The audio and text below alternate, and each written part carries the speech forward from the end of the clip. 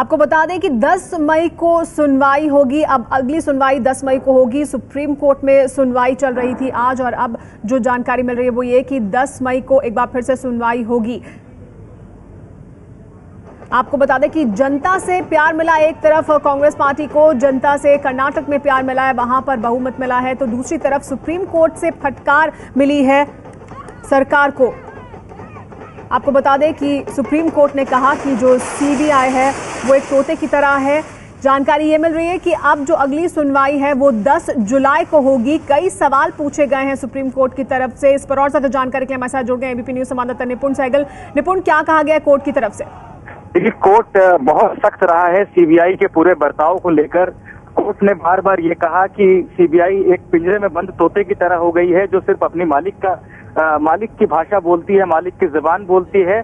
और बुरी बात यह है कि सीबीआई के मालिक भी कई हैं, यानी कई मालिकों की जुबान सीबीआई को बोलनी पड़ती है। इसके अलावा सुप्रीम कोर्ट ने खास तौर पर इस बात पर आपत्ति जताई कि किस तरह से सरकार के 2 संयुक्त सचिव स्तर के अधिकारियों को सीबीआई ने अपनी रिपोर्ट दिखाई और बाद में उनके सुझाव को मानते हुए रिपोर्ट को बदला गया। यानी सुप्रीम कोर्ट का ये कहना था कि 2 अधिकारी जिनके मंत्रालयों की जांच चल रही है, कोयला मंत्रालय के अधिकारी और पीएमओ के अधिकारी को रिपोर्ट दिखाई गई और उनको बदलाव करने की अनुमति दी गई। सीबीआई ने ये भी नहीं बताया कि उनको कॉपी दी गई थी या नहीं, क्या वो कॉपी लेकर गए तो उन्होंने आगे सरकार में किसी मंत्री को दिखाया। ये तमाम चीजें हैं। सुप्रीम कोर्ट का ये कहना था कि सीबीआई एक ऐसी संस्था हो गई है जिसमें कोई भी चला आता है, स्टेटस रिपोर्ट की कॉपी मांगता है, सीबीआई उसको दिखा देती है और जो वो बदलाव बताता है वो कर देती है। तो ये नहीं चल सकता। सुप्रीम कोर्ट ने सरकार से स्पष्ट रूप से ये जानना चाहा है कि आप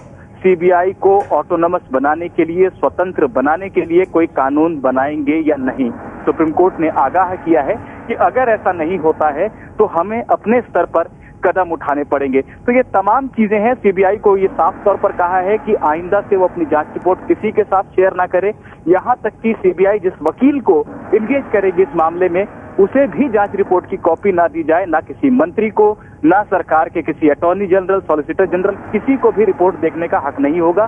सिर्फ जांच टीम जो कि जांच कर रही है वो रिपोर्ट को देखेगी और सीबीआई निदेशक देखेंगे और सीधे कोर्ट में जमा कराई जाएगी। तो ये तमाम चीजें हैं जो सुप्रीम कोर्ट ने आज कही है। और 10 जुलाई को, क्योंकि इस बीच सुमेरा मैं आपको बता दूं, गर्मी की छुट्टियां होने वाली हैं शुक्रवार के बाद से, और 1 जुलाई को दोबारा कोर्ट की कार्रवाई शुरू होगी। तो ऐसे में 10 जुलाई को अब इस मामले की सुनवाई की जाएगी।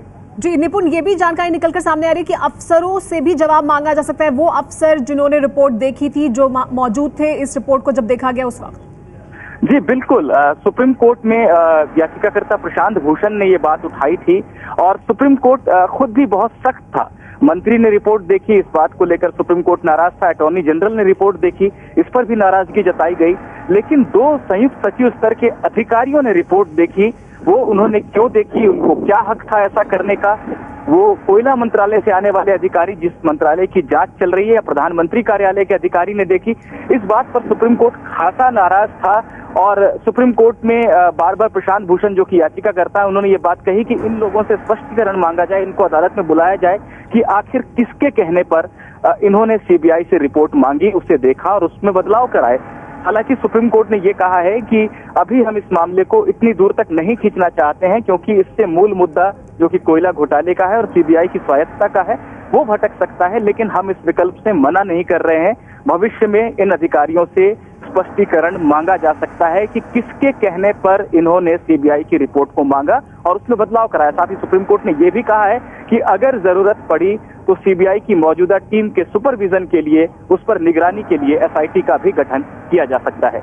जी हाँ, तो जो निपुण जानकारी दे रहे हैं, अहम जानकारी जो कुछ कहा गया है सुप्रीम कोर्ट की तरफ से, उसमें सबसे अहम बात है वो ये कि सुप्रीम कोर्ट की तरफ से कहा गया है सीबीआई को कि बिना सुप्रीम कोर्ट को बताए, बिना उनकी इजाजत के जो जांच टीम है उसे ना बदला जाए। साथ ही आपको बता दें, डीआईजी रविकांत जिनका तबादला किया गया था, उन्हें एक बार फिर रीइंस्टेट किया गया है। ये एक बड़ा कदम सुप्रीम कोर्ट की तरफ से उठाया गया है। साथ ही इस पूरे मामले में सरकार से कहा गया है कि वो बताएं कि वो क्या करने वाले हैं। सीबीआई को स्वायत्त करने के लिए सीधे सवाल पूछा गया है। तमाम तल्ख टिप्पणियां की गई हैं सरकार के लिए, और इस पर इसके बाद एक अहम सवाल ये उठ जाता है कि क्या इस पूरे मामले में जिस तरह से रिपोर्ट को देखा गया, जिस पर की तीखी टिप्पणियां आज सुप्रीम कोर्ट की तरफ से आई हैं, आखिर किसको बचाया जा रहा था? क्या प्रधानमंत्री को बचाने के लिए सब कुछ हो रहा था?